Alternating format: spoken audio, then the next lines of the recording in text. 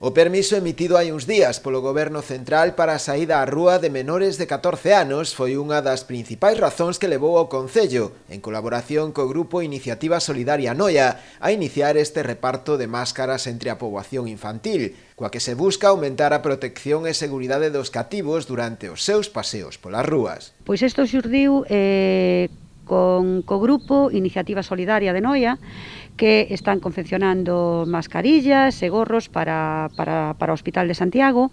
Entonces surxeu a idea de facelas para nenos de 3 a 11 anos. Preguntarásme por que de 3 a 11?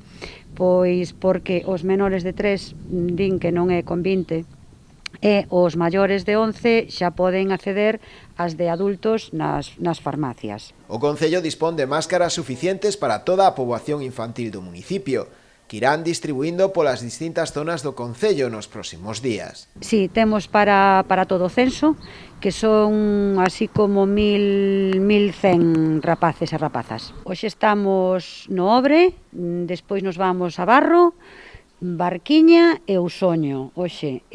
Despois xa temos o centro, que o faremos no Polideportivo, no Coliseo Noela e no Conservatorio. Segundo a concelleira, a resposta das familias é do máis positiva, xa que se atopan con grandes dificultades á hora de adquirir este tipo de produtos adaptables para os seus fillos. Pois moi satisfactoriamente. Onte, desde logo, vímolo